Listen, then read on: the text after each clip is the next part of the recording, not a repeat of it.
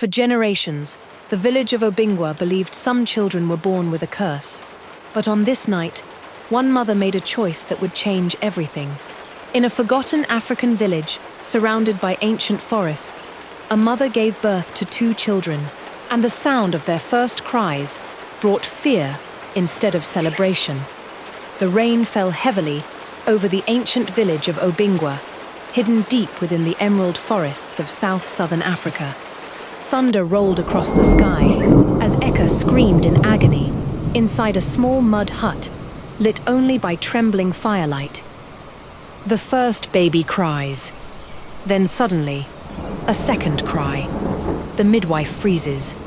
The room becomes silent. The old women in the room exchange fearful glances. The midwife whispers, 2 children. At the edge of the hut sat Essien, waiting, while the villagers gathered outside nervously. They had heard the whispers. The signs were there. The prophecy.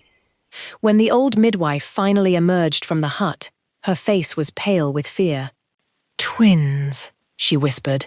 The crowd gasped. An eerie silence swallowed the village. In Obingwa, twins were not acceptable. They weren't a blessing. They were an abomination.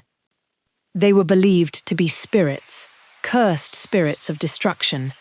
For generations, every set of twins born in the village had been taken away before dawn and thrown deep inside the evil forest. No one questioned the tradition. No one dared. Inside the hut, Eka clutched her newborn babies tightly against her chest, whilst her husband watched in trepidation. 2 boys, tiny, helpless, though perfect. Yet outside, their fate had already been decided.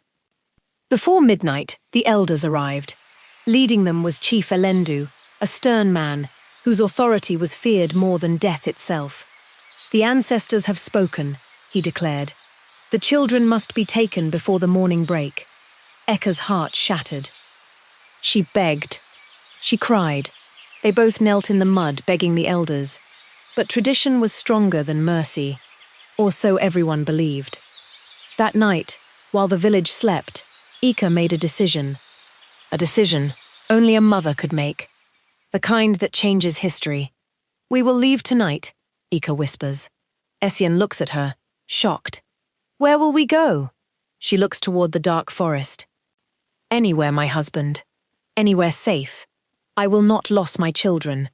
The spirits of our fathers will guide us." That night, they wrap the twins in thick cloths and disappears into darkness through the back door of their hut.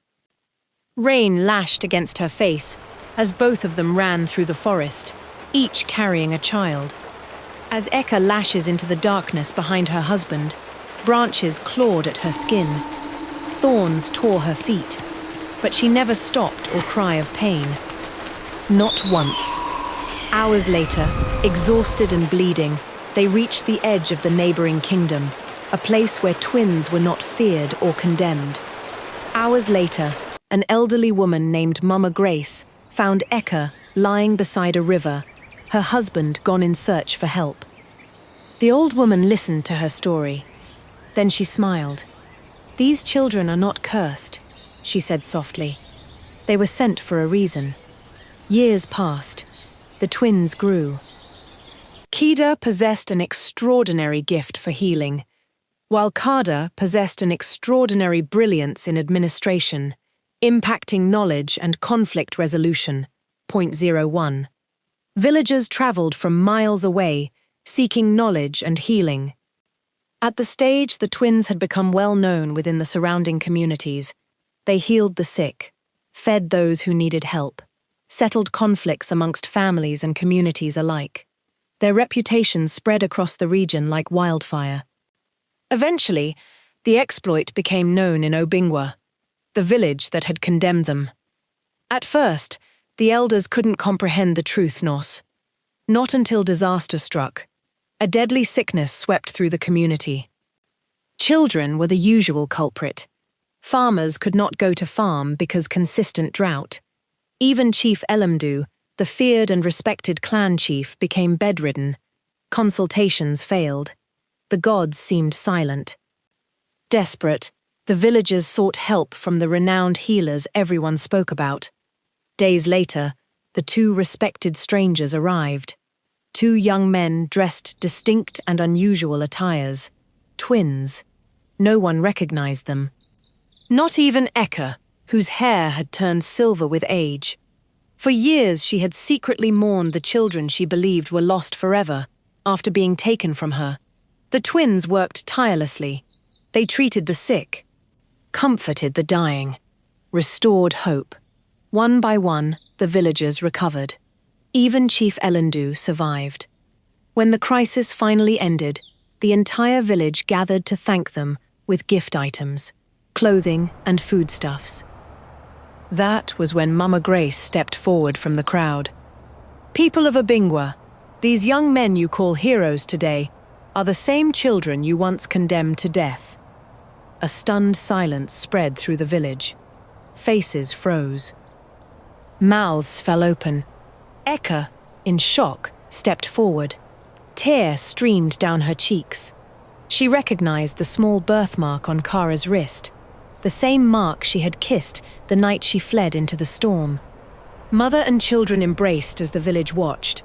Many wept openly. Chief Elendu lowered his head in shame.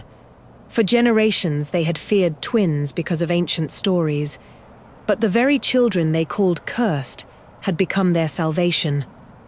That day, the community made a decision to change what their ancestors had held sacred. No twin would ever again be hunted in Obingwa community. And as years passed, the village became known throughout the land for something remarkable. Not for fear, not for superstition, but for the day two forbidden children taught an entire community the difference between truth and tradition. If you did enjoy this thrilling and exciting story, subscribe to Dark End Stories.